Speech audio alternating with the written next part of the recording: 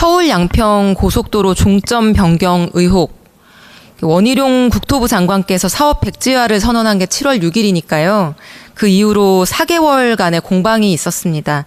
총리님, 그간의 상황에 대해서 잘 숙지하고 계십니까? 이거는 그동안 국토부 장관께서 쭉 세밀하게 여러 가지 용역도 거치고 해서 제가 뭐 상세하게 파악하고 있다고 보기는 좀 어려울 것 같습니다만. 네. 제가 오늘 이 질의를 다른 분이 아니라 총리께 드리는 이유는 딱 한 가지입니다. 총리께서 이 문제를 국토부에만 맡겨두고 살피지 않으신다면 이 민생 사업은 출구를 찾기가 어려운 상황이기 때문입니다.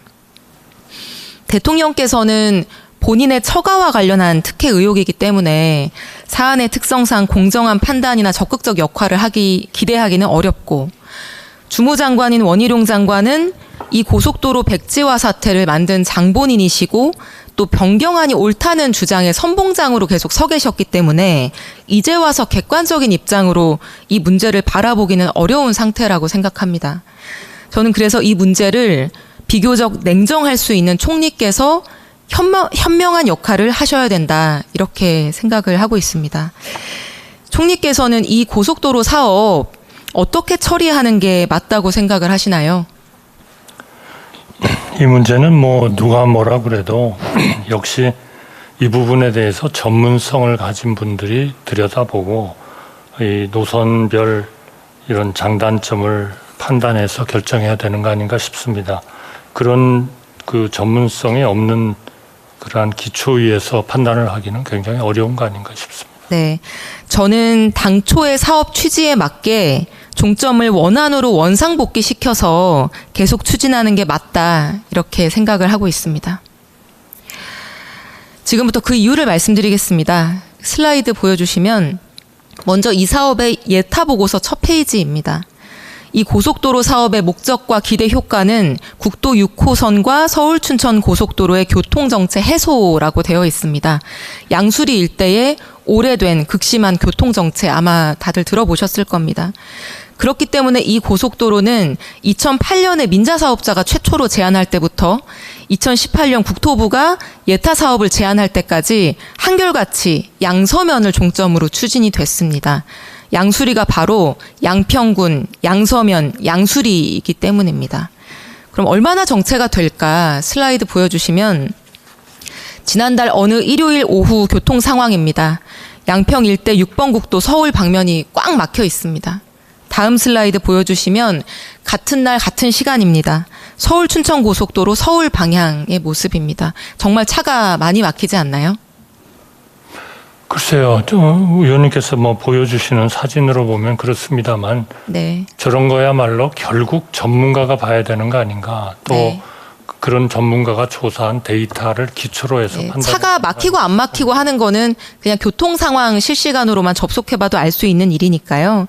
근데 KDI가 도출한 이 고속도로 사업의 BC값이 0.82밖에 되지 않아서 사실 경제성만 보면 예타를 떨어져도 이상하지 않은 사업인데, 이 오래된 교통정체 해소라고 하는 정책성이 높게 평가가 돼서 재작년에 국비 투입이 허락된 것이었습니다. 그러나 작년 대선 이후 갑자기 양수리가 있는 양서면이 아니라 강상면으로 종점이 변경이 됐습니다. 슬라이드 보여주시면 아까 그 사진들과 같은 시간에 강상면 변경 종점 부근의 교통 상황입니다. 차가 한 대밖에 없죠. 원래 한 대도 없었는데 이것도 이제 기다리고 있다가 나타나서 캡처를 한 것입니다. 총리님, 10수년 전부터 양서면, 양수리의 교통정체를 해소한다고 하는 미명하에 국비 1조 8천억 원이 확정돼서 추진되게 된 이 고속도로의 종점이 작년 대선이 있고 나서 갑자기 교통정체랑 아무런 상관이 없는 한적한 강상면 병산리로 변경이 된 것입니다. 그런데 이 슬라이드 화면을 보시면 이 병산리 고속도로 종점에서 차로 5분 정도 거리에는 대통령 처가가 상속받은 토지뿐만 아니라 개발을 위해서 2010년부터 꾸준히 매입해온 야트막한 개발하기 좋은 예쁜 땅들이 있습니다. 이 매입 토지의 소유주는 김건희 여사와 모친 그리고 형제들이 모두 임원으로 되어 있는 ESIND라고 하는 부동산 개발 시행사입니다. 그런데 저는 이 문제가 단순한 특혜 의혹을 넘어서 교통정체와 관련된 민생, 그리고 2조 가까운 국비 투입의 적절성이 다 얽혀있는 문제라서 총리께서 직접 들여다볼 만큼 중요한 사안이다 이렇게 생각하는 것입니다. 지난 국정감사 과정에서 좀 납득하기 어려운 상황들이 많이 밝혀졌습니다. 회의록 보여주시면 먼저 노선 변경이 제한된 타당성 조사 절차를 용역사 두 곳이 컨소시엄 형태로 진행을 했습니다. 그런데 이 회의록에서 보시듯이 경동이라고 하는 용역사가 다른 용역사에게는 알리지도 않고 변경 노선을 도출을 했고요. 이 다른 용역사는 변경 노선이 국토부에 보고되기 직전에서야 이 사실을 인지했다라고 하는 사실이 증언이 됐습니다. 다음 슬라이드. 이 경동이라는 용역사는 이 회의록에 명확히 적혀 있듯이 현장 답사를 딱 한 번 다녀온 상태에서 용역계약 체결한 지 열흘 정도 만에 원안에 문제가 있다. 종점을 변경해야 된다라고 하는 결론을 내렸습니다. 그리고 현장 답사를 한 번 더 다녀와서 변경 노선을 그립니다. 거의 새로운 노선인데도요. 이 새로운 노선이 그려지고 국토부에 보고되는 과정에서 교통량 분석, 경제성 분석, 기술적 검토는 전혀 하지 않았다고 증인이 명확하게 증언한 내용이 저 회의록에 담겨 있습니다. 이런 과정을 거쳐서 용역사가 2달 만에 만든 변경 노선이 올해 5월 달에 국민들에게 거의 그대로 공개가 됐습니다. KDI가 통상적인 기간보다도 더 길게 2년이나 검토해서 기재부가 예타를 통과시킨 노선이 있는데 단순한 용역 수행자에 불과한 곳에서 한 달여 만에 제대로 된 분석도 없이 복수도 아닌 단일안을 제시하고 그 안이 그대로 대안으로 결정됐다. 국토부는 용역사가 이게 가장 좋은 안이라고 하니까 그대로 수용했다. 1조 8천억 원짜리 고속도로 사업이 이렇게 진행됐다라고 하는 게 총리께서는 믿어지십니까? 우선 제가요, 지금 의원님께서 아주 상세하게 말씀을 해주셔서 감사합니다만 제가 그 말씀을 듣고 판단할 만한 그러한 그 위치나 능력이 있지 않은 것 같습니다. 왜냐하면 지금 의원님께서 말씀하신 여러 가지 의원님께서 가지시는 하나의 의문점, 이런 것들이 정확히 어떤 상황을 거쳐서 그게 진행이 됐는지에 대해서는 역시 실제로 그 일을 집행을 했었던 국토부 장관의 그런 이 반론이라 할까요? 설명이 있어야 될 것 같고 그것을 다 들은 어떤 제3자적인 그런 전문가적인 그 검증을 해줄 수 있는 그런 분들의 판단이 있어야죠. 제가 아무리 국무총리이긴 하지만 또 우리 국정을 전체적으로 총괄 조정한다고 하지만 이런 아주 기술적이고 네, 아주 총리 맞습니다. 무슨 말씀이신지 제가 무슨 결정을 한다는 거는 네, 무슨 말씀이신지 제가 이해는 합니다. 듣겠습니다. 의원님 네. 말씀하시는 거는. 네, 그런데 저보고 어떤 게 옳습니까라고 그냥 이제 제가 회의록을 제시하면서 이런 상황들을 보여드린 거니까요. 이게 상식적으로 일어날 수 있는 일인가에 대해서 질문을 드린 거고요. 네. 알겠습니다. 그럼 제가 조금 더 말씀을 드릴게요. 오늘 듣는다고 하셨으니까요. 국토부는 경제성 분석을 안 해본 상태에서 종점 변경안을 올해 5월에 발표를 했는데요. 문제 제기가 있으니까 그제서야 경제성 분석을 하고 국감 직전에 빚값을 공개를 했습니다. 아마 이 내용도 정확하게는 모르실 것 같아서 설명을 드리면 슬라이드를 보여주세요. 국토부 발표 내용을 요약하면 종점 위치를 양서면에서 강상면으로 옮기면 이 고속도로 교통량이 하루에 6,000대가 늘어난다고 하는 것입니다. 그래서 변경 노선이 돈은 훨씬 더 많이 들지만 교통량이 늘어나기 때문에 BC는 0.1이 더 높고 고로 더 우월하다. 이 결론입니다. 총리님, 이 두 종점이 중부 내륙 고속도로 위에서 한 7km 정도 거리에 있습니다. 차로 한 4분 정도. 근데 차로 4분 정도 거리로 종점이 옮겨진다고 해서 원래 이 고속도로를 타지 않을 차들이 하루 6,000대가 더 타게 된다? 저는 이게 상식에 맞는가 하는 의문이 들었습니다. 그러나 이 보도자료를 발표한 국토부 장관님은 상식에 맞는지 안 맞는지 나는 잘 모른다. 용역사에 물어보라고 합니다.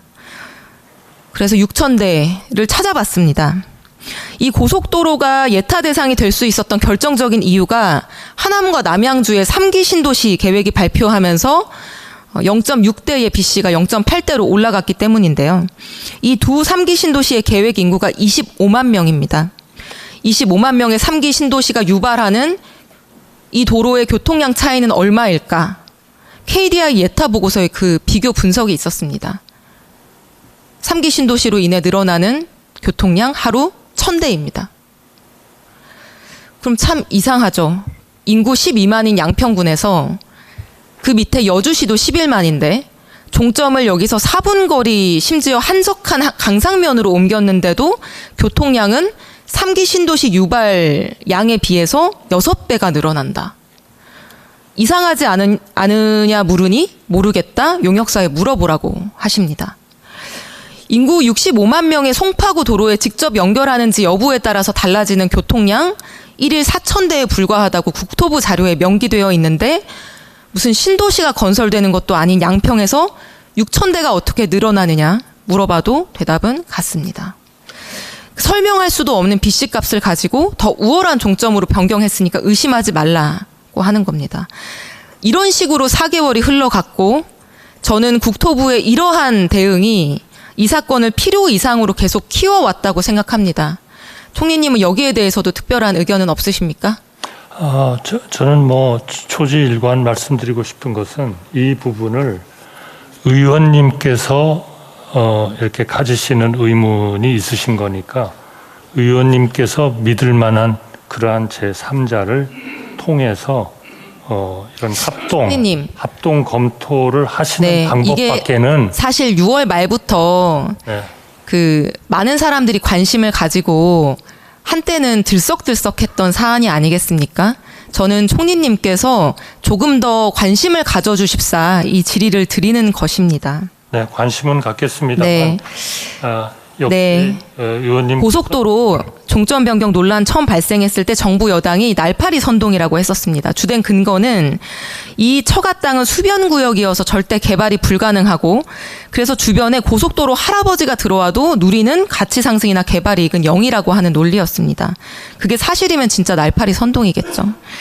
그래서 저는 수변구역에서 개발된 사례 또는 수변구역이었다 지정 해제된 사례 많이 제시했습니다.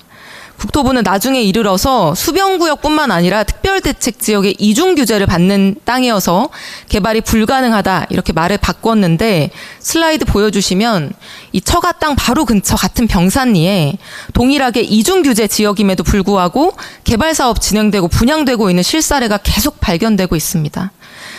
이런 사례를 제시해도 잘못된 주장임을 전혀 인정하지 않습니다. 사과도 하지 않습니다. 상식적으로 개발이 불가능하다면 개발 시행사인 ESIND가 이런 땅을 샀을 리가 없을 텐데도 말입니다. 이렇게 상식적인 문제 제기도 전혀 인정하지 않는 과정 속에서 의혹은 점점 커졌습니다. 인수위 시절에 이를 밝혀야 된다라는 내용도 언론을 통해서 계속 나옵니다. 용역사가 용역계약을 체결한 것이 작년 3월 29일입니다. 종점 변경안이 공식적으로 제출된 시점이 5월 16일이고요. 대선 직후 인수위 운영 시기와 거의 겹칩니다. 그런데 이 논란이 발생하고 원희룡 국토부 장관께서 사업 재검토를 지시한 6월 29일 올해 이날 국토부 1차관과 2차관이 새로 임명됩니다. 두 분 다 작년에 국토부 출신으로 인수위에서 근무했던 분들입니다. 인수위에서 근무했던 국토부 출신들이 이 종점 변경에 관여되어 있는 것이 아닌가라고 하는 의구심이 그래서 제기되어 왔습니다. 애초 국토부에 의해서 제안됐던 원안 노선을 일개 용역사가 단기간에 변경하고 심지어 단일안만 제시했는데 국토부가 아무 토를 달지 않고 이걸 수용했다라고 하는 국토부의 상황 설명이 너무나 비상식적이기 때문에 오히려 국토부보다 더 힘이 센 인수위의 인사가 당시 국토부와 도로공사를 통해서 용역사에게 변경을 지시했다라고 보는 것이 상식적이다. 이런 말에 저는 공감이 됩니다. 원희룡 국토부 장관은 원래 상식적인 분입니다. 이 의혹이 제기된 직후 상임위에서는 이렇게 발언을 하셨습니다. 이 사안에 대해서 국민적 의혹이 크기 때문에 오해가 없도록 하겠다. 정말 상식적인 말이죠. 그러나 무슨 일이 있었던 것인지 일주일 후인 7월 6일에는 전면 백지화를 선언합니다. 그리고 민주당의 날파리 선동, 국토부 장관인 저를 고발하라, 정치 생명을 걸겠다, 민주당은 간판을 내려라, 간판을 걸고 붙자, 이런 극단적인 언행을 보이셨습니다. 저는 모든 것들이 도무지 이렇게 설명이 되지 않기 때문에 여태까지도 국민 절반 이상이 이 특혜 의혹에 대해서 국정조사가 필요하다 이런 응답을 하고 있는 것이라고 생각을 합니다. 이런 국민적 관심 사안에 대해서 국회가 권한이 없어서 할 수 없는 부분들이 있고 그런 부분은 감사와 수사를 통해서 진전될 수밖에 없는 것인데 감사원은 공익감사 청구가 접수된 지 4개월이 지나도록 감사 개시 여부조차 결정하지 않고 있다는 답변을 감사원장이 하셨고요. 수사기관은 과연 누가 내사라도 진행하고 있는 것인지 전혀 알 수가 없습니다. 총리님 그리고 이 사진을 봐주십시오. 원희룡 장관이 백지화를 선언한 7월 6일 바로 다음 날입니다. 현직 양평 군수인 전진성 군수가 서울에 바로 달려옵니다. 사업 백지화라는 날벼락을 맞고 백지화 철회시키려는 요구를 하는 상황이라면 저라면 원희룡 장관을 먼저 찾아갈 것 같은데 이날 군수가 찾아간 사람은 다름 아닌 이철규 의원이었습니다. 당시 당 사무총장이기도 했지만요. 인수위 때 대통령의 총괄 보좌역을 맡았던 분입니다. 언론에서는 찐 윤핵관이라고 부르는 분이죠. 이 사진 맨 왼쪽에 서 계신 분이 양평군의 안모국장이라는 분입니다. 이 고속도로 사업 담당 과장이었고 강상면 종점안이 포함된 양평군 의견 회신을 직접 전결한 실무 책임자입니다. 본인이 맡고 있는 사업에서 대형 사고가 터졌는데 이철규 의원을 만나고 돌아간 다음 날, 즉 사업 백지화 선언된 이틀 후에 과장에서 국장으로 승진을 합니다. 참고로 이 국장은 대통령 처가가 개발한 양평 공흥지구의 개발 부담금 축소 과정에서 허위 공문서를 작성한 혐의로 기소됐고 지금 재판을 받고 있는 분인데도요. 그래서 도대체 고속도로 종점 변경 과정에서 누가 어떤 역할을 했기에 문책을 받아야 할 범죄 공무원이 대형 사고가 터진 상황에서 승진을 하는 상황이 발생한 것일까? 사람들이 궁금할 수밖에 없는 것입니다. 총리께서는 아까 전문가들을 불러서 노선을 결정하면 되지 않냐라는 취지의 말씀을 하신 걸로 이해합니다. 그러나 국토부가 지금까지 원안에는 문제가 많다. 그리고 변경 종점안이 경제성도 우월하고 여러 가지 측면에서 훨씬 낫다라고 하는 말들을 4개월간 쏟아낸 상황에서 앞으로도 현재의 정부하에서 3, 4년 동안 계속해서 용역을 수주하고 도로 분야에서 활동해야 되는 현장에 있는 전문가들이 모여서 만약에 국토부의 의견과 동일한 결론이 도출됐을 때 과연 국토부의 영향을 받은 것이 아닐까라고 하는 의문이 또다시 제기될 수 있는 상황이기 때문에 저는 그게 깔끔한 해법인지도 잘 모르겠습니다. 총리님, 이 서울 양평 고속도로는 양평 군민과 수도권 시민들을 위해서 공적자금 1조 8천억 원이 투입되는 공공사업입니다. 근데 갑자기 설명할 수 없는 종점 변경이 이루어져서 당초 목적한 교통정체 해소에도 별로 기여를 하지 못하고 공연한 의심만 우리 사회에 남긴다면 저는 국가가 엉뚱한 곳에 우리 세금을 써버리는 게 된다고 생각을 합니다. 국토부는 사업 백지화 하겠다고 얘기했지만 이번 올해 예산안에 123억 원 설계비 명목으로 편성을 했는데요. 저는 이 사업이 공익에 부합하는 합리적인 노선으로 재추진돼야 된다고 생각을 하고 수십 번을 생각해도 합리적인 노선의 종점은 언제나 막히는 그곳, 2008년부터 계속 추진되어 온 양서면이라고 생각을 합니다. 지금이라도 국토부가 변경 종점 옳다라고 하는 고집을 버리고 양서면을 종점으로 상식적으로 이 사업 재개하도록 관심을 좀 가져주시겠습니까? 네, 제가 관심은 갖겠습니다만 다시 한번 말씀드리면 우리 의원님이 속하신 그 당도 정권을 여러 번 그 운영해 보셨던 훌륭한 분들이 많이 있습니다. 그렇기 때문에 제3자의 의원님이 믿으실 수 있는 총리님 1분만 남겨주세요. 네, 질문이 그런 남아서. 전문가들을 네. 충실하게 좀 모으셔서 끝나고 나서 조금 더 답변 부탁드립니다. 들으시는 게 좋지 않을까 싶고요. 법무부 장관님, 지난 7월 26일 법사위에서 답변하신 걸 보니까 이 서울 양평 고속도로 수사 관련해서 어떤 압력을 가했다는 제보라거나 양심 선언이라거나 이런 비슷한 정도의 어떤 단서라도 있어야 보통 수사를 하지 않겠는가라고 반문하신 거를 봤습니다. 여전히 이 사안이 수사할 필요도 가치도 없다고 생각하시는 입장이십니까? 개별 사안에서 제가 의견을 낼 문제는 아닌 것 같아요. 고발도 하신 사안들 아닙니까? 네, 그런 의견을 법사위에서 내셨길래. 아니요, 의견을 낸 게 아니라 그게 위원님은 제 답변만 보셨나 본데요. 앞에서 굉장히 여러 가지 일반론적인 질문을 하셨죠. 네. 그분은 안 보신 것 같네요. 네, 그 의견은 동일하신 거죠. 네. 아니, 제가 구체적 사건에서 의견을 내란 말인가요? 알겠습니다. 총리님 일단 답변 감사드리고요. 아까 하시지 못한 말씀 있으면 조금 더 주십시오. 예. 그래서 충분히 잘 들었고요. 그러나 그러면 이 문제에 대해서 왜 국토부는 그렇게 했는지를 국토부 장관님의 말씀을 한 2분 정도는 듣는 게 우리가 예의가 아닌가 싶습니다. 일방적인 얘기를 우리 의원님과 제가 했고 이거를 지켜본 국민들로서는 사실은 그러면은 딴 쪽의 의견은 뭔가 하는 거를 조금은 좀 들으시는 게 좋지 않을까 싶습니다. 한 네, 2분만 정리하세요. 좀 주시면 좋겠습니다. 그 뭐 다 한 얘기 또 해요? 아니 1분 넘기지 않겠습니다. 그러면 조금만 주시죠. 한 1분만. 예, 그래. 넉 달 동안 주장을 했는데 노선에 대한 논란은 있습니다. 근데 외압에 대해서는 한치의 근거 제기도 없었습니다. 제 장관 취임 전에 지금 용역사와 국토부 실무자 간에 이루어졌고요. 그 국토부 실무자는 인수위 관계자들을 접촉한 일 자체가 없습니다.